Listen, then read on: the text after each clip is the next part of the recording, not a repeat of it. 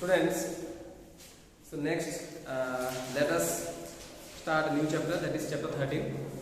Chapter 13.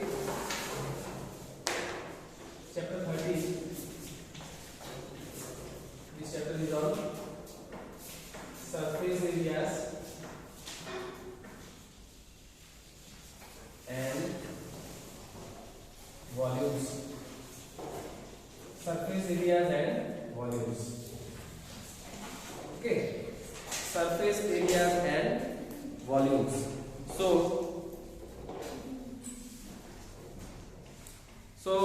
surface areas and volumes. So students, why do we need to know the surface areas and volumes? You see, surface areas and volumes are practically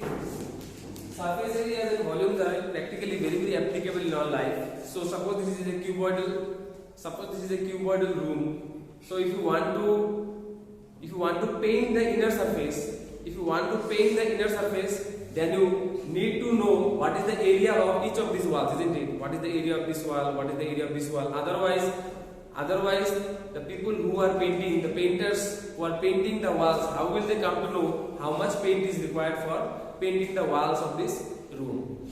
Understood? Suppose this is a cuboidal room, then if you know, and this kind of room, there are several rooms. Suppose this is a very big construction, very big building, or suppose a small building also, okay, where so many rooms are there. That means a large number of rooms are there. So if you don't know the areas of each walls of this room, then how will you buy the paint from the market? You understand the concept behind this? Okay, so if you know each of the areas, if you know the area of this surface, the area of this surface, the area of this, and the area of all the surfaces, ceiling also, then accordingly you can plan how much paint to buy from the market. So that is why you see surface area comes to play here. And suppose this sort of godown you have built one. Okay, you have built a godown which is of cubical shape or a cuboidal shape. Then you must know what is the space inside this godown. Otherwise, how will you give this godown for rent? Because if you say to someone that I have a godown and I want to give it for rent, then just practically I am speaking. Some of your parents may be having a godown, or some of your neighbors may be having a godown. There, if you see, the owners of this godown will explain to the people that my godown, this is my godown, and this godown has this much cubic meter of space.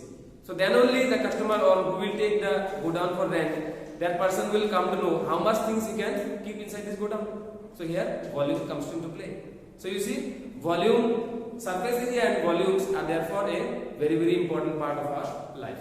You can just assume, isn't it? So suppose this kind of small cartoons, small cartoons of size, like suppose anything like 50 centimeter by 30 centimeter by, like this kind of packets will be kept inside a room. So you know the volume of this packet. Suppose this is a packet, certain object it is. So this kind of packet, several packets will be kept inside this godown. So if you don't know what is the volume of this godown, then how will you give it to rent? Understood? Because the person who is taking your godown in rent has to know how much space is there inside this godown. So space inside the godown means what? The volume of the godown, isn't it? What is the volume of this cuboid? The volume of this cuboid is the space occupied by this cuboid. You see here nothing is there. So once I bring this cuboid here, how much space is occupied by this cuboid? That is the volume of this cuboid. Understood? So students, now before we move on, we need to note some formulas which are very very important for us. Okay, so let us note some formulas.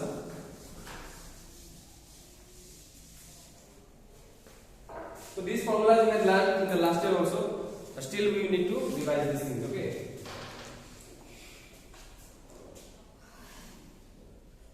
Start from number 1.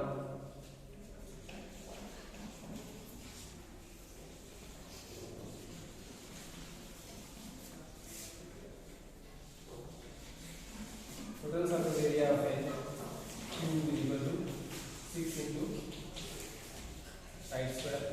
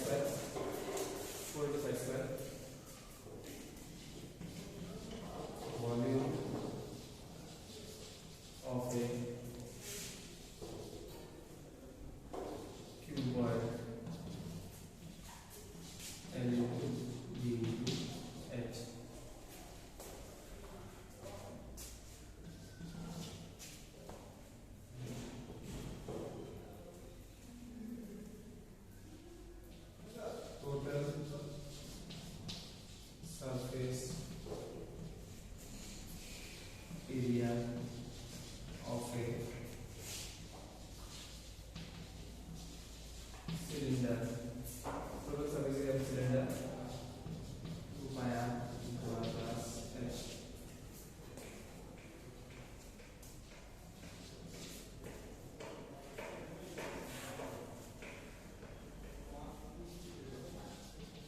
Lateral surface area of a lateral surface area of a cylinder is equal to 2 pi r h.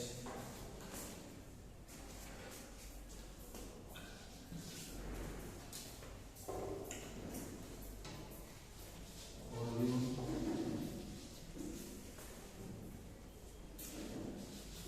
of a cylinder is equal to pi r square h.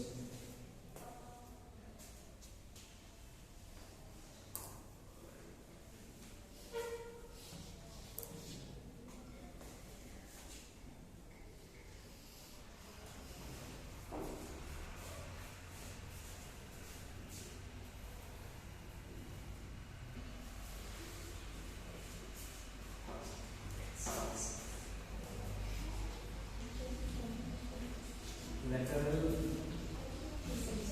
surface area of a pole IRL.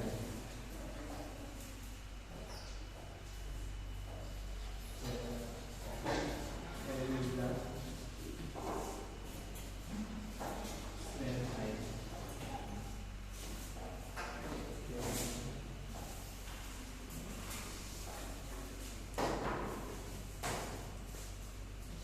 Where L is the flare height of the pole. L is equal to r square plus h square.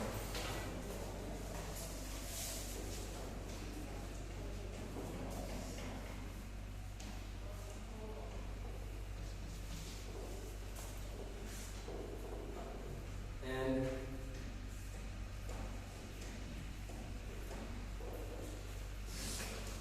total surface area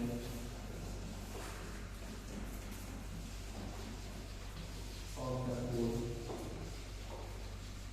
is equal to pi r into L plus r.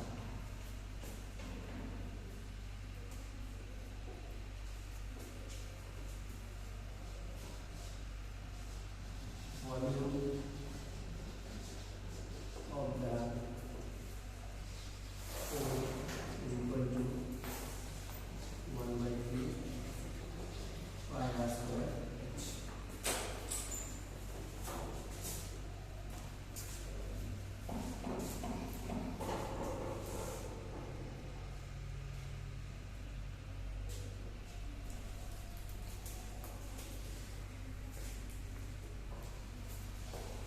So you have to note all this, okay? Again,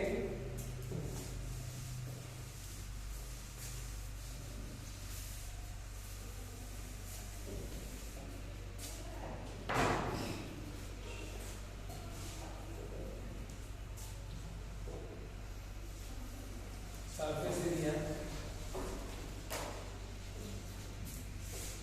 of a sphere 4 pi r square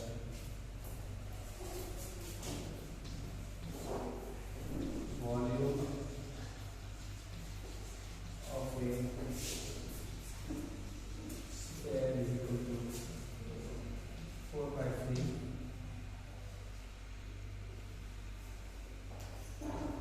pi r cube.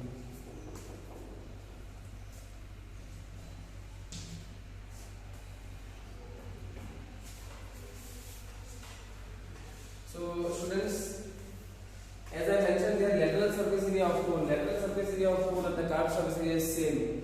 Okay, lateral surface area of cylinder and curved surface area of the cylinder is same thing. So here also you see I am writing curved surface area of hemisphere. Curved surface area of a hemisphere is equal to 2 pi r square.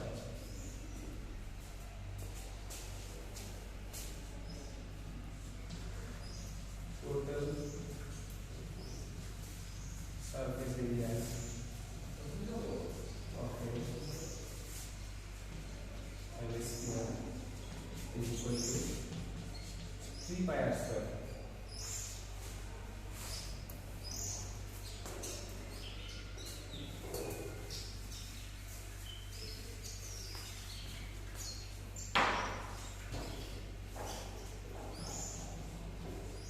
Volume of a hemisphere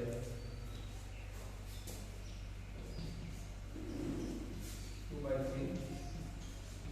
pi r cube.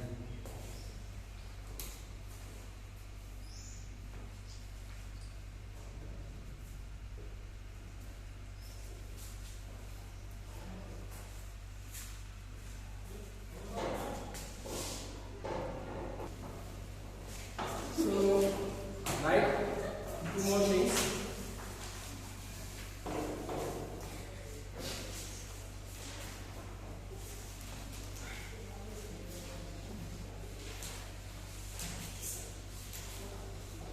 Diagonal of a cube, or you can think it as the length of the longest rod that can be kept in a cube is equal to root over 3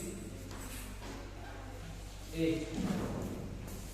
root over 3 into side of second.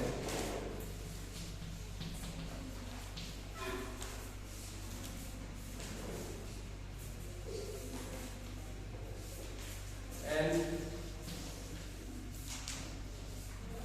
diagonal of a cuboid or the length of the longest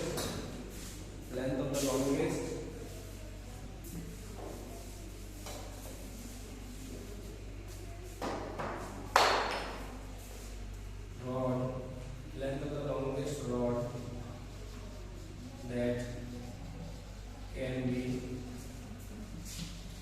kept inside a cuboid is equal to root over L square plus B square plus A square.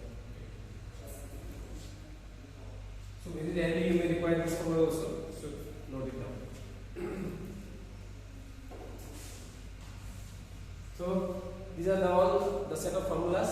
Very in a concise way I will discuss first term also, because first term is not required for your annual exams, but still I will discuss little bit. Okay, but first let us finish the main part. Okay.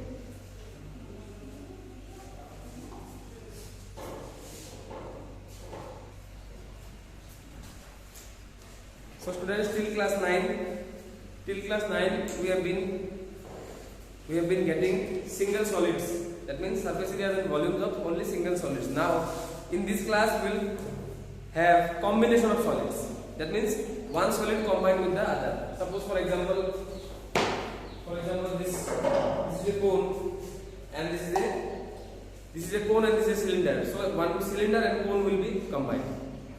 This is a cuboid and this is a cone. So cone and the cuboid will be combined, like that. Combination of solids. Okay. So that's why I wrote all these formulas for you all, so that you all know what are the basic formulas of each and every one. Because if I am combining a cone and a cuboid, or a cone and a cube, then you must know what are the formulas, what are the surface area volume, what are the formulas of, that means different constituents of a cone, that means volume of a cone, surface area of a cone, curved surface area and the total surface area, everything you must know. Then only it will work for you in combination of solids. If you, in the formulas only you have deficiency, then it will be very difficult for to do this chapter. Okay, so remember the formulas accurately. These all formulas have been previously discussed in the last class also. So yet again I wrote this for all of you. Okay, so let us then enter the main exercise. That is exercise 13.1. Number 1.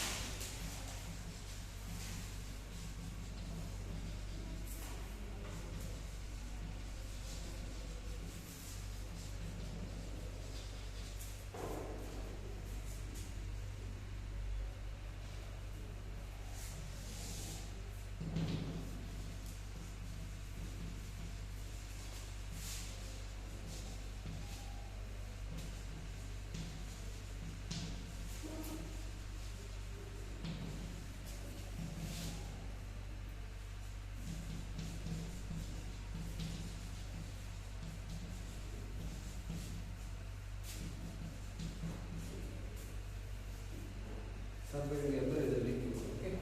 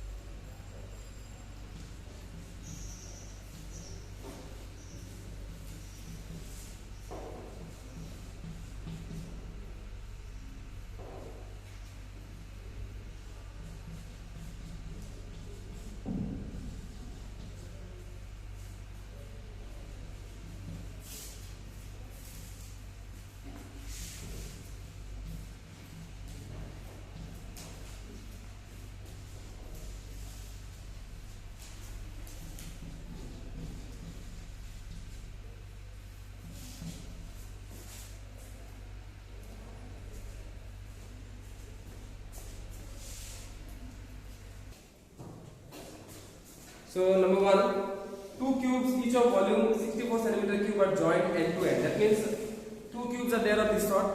One cube is kept side by side, one more cube is kept. Okay. This along with this cube is kept like this.